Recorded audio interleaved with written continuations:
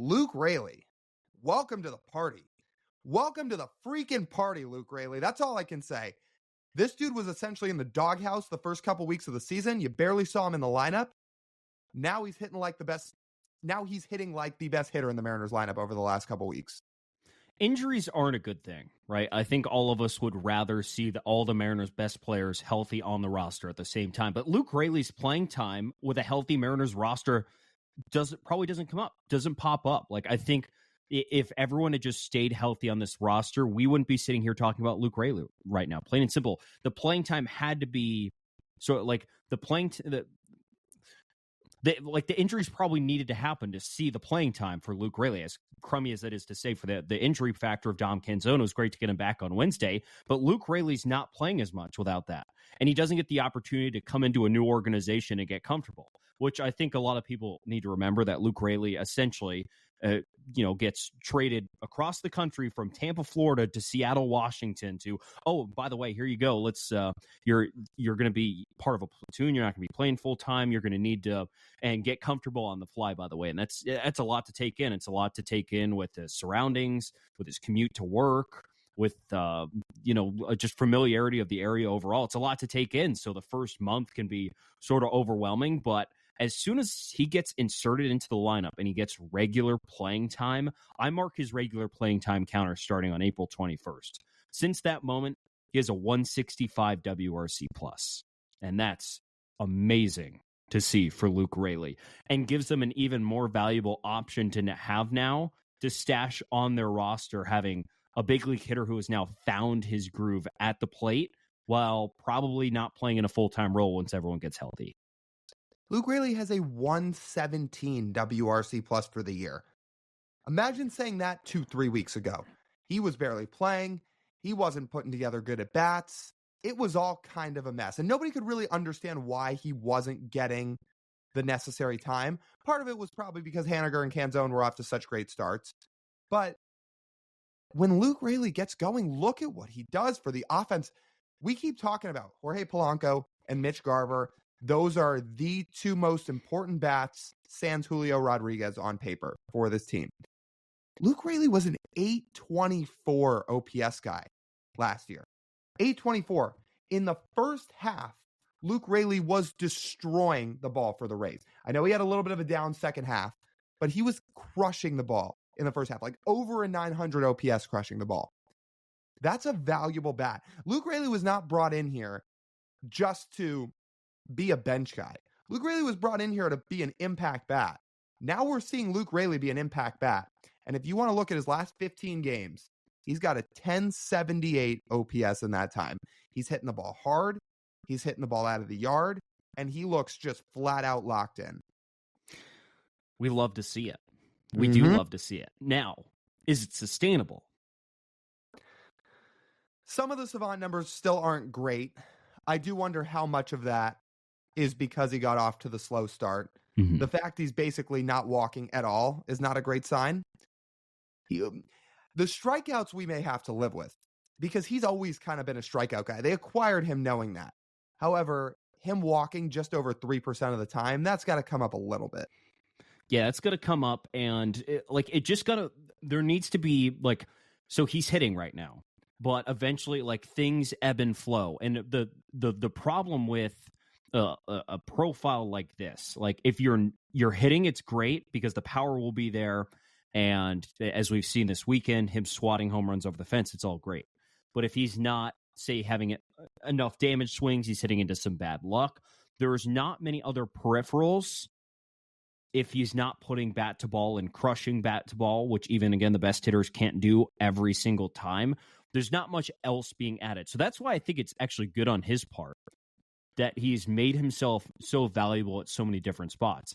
He's played all three outfield positions this season. He's now played first base. He's actually plus in both the corner outfields and at first base on DRS. He's been plus this year, which is good to see. Outs above average has him at -1, but you can live with -1. That's not the end of the world. And as Scott Service said, Luke Raley kind of looks awkward doing every single thing he does, but he makes it happen and it works. So you just live with it. So it's good that he has showcased the versatility we sort of anticipated coming into this season, that he can play the 3 outfield spots. He can play first base. And again, if he can just walk a little bit, give Scott Service a reason to keep you in the lineup, even if you're not hitting home runs, right? Think of a guy like Dylan Moore. So Demo plays a lot of positions. Look at me gassing up Demo for you. Who could have thought? We absolutely love to see it. So Demo plays a lot of positions. He strikes out a lot, and he hits home runs. But what else does Dylan Moore do, Lyle? He walks. Mm-hmm. He walks. You can also play the left side of the infield, which really helps. Well, what keeps him on the big league roster is that I was just naming off those valuable skills that he can bring. If Luke Raley doesn't walk, it's, again, just harder if he's not hot hitting the baseball. But what if he's actually turning a corner here? It could be. In this month, he's walking 9% of the time, which is nice. It's good. We love our sample sizes, so we'd probably like to see a larger sample than that. But it's been good.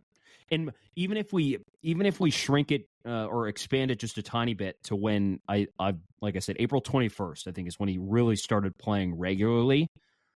His walk rate since then's 5%, which you'd probably want to see that up at like 7 to 8%.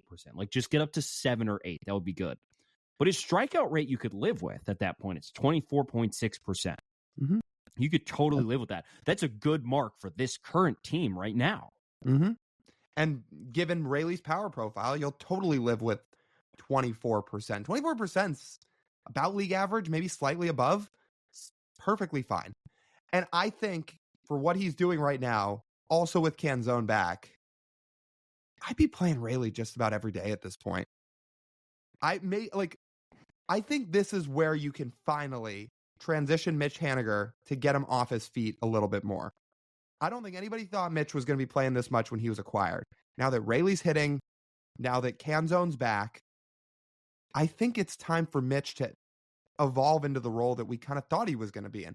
Play a couple times a week against lefties, serves as a very good bench bat, but otherwise, like, that's his role, because that's how you can best utilize Mitch Haniger and make sure he doesn't get injured. Where Luke Raley's hitting like this, again, you can make an argument that Luke Raley could be the second most valuable bat in the lineup by the end of the year behind Julio. We've talked about Garver. We've talked about Polanco. I still think it's those two. But if he keeps hitting like this is a guy that's that good of a bat. Really? Well, again, you're talking about a 130 WRC plus guy last year. Is that crazy? What was Polanco? What was Garver? Garver was a little bit higher. Garver was 138, I believe. Raley was 130. Can Raley have a 130 playing every day against left-handers too?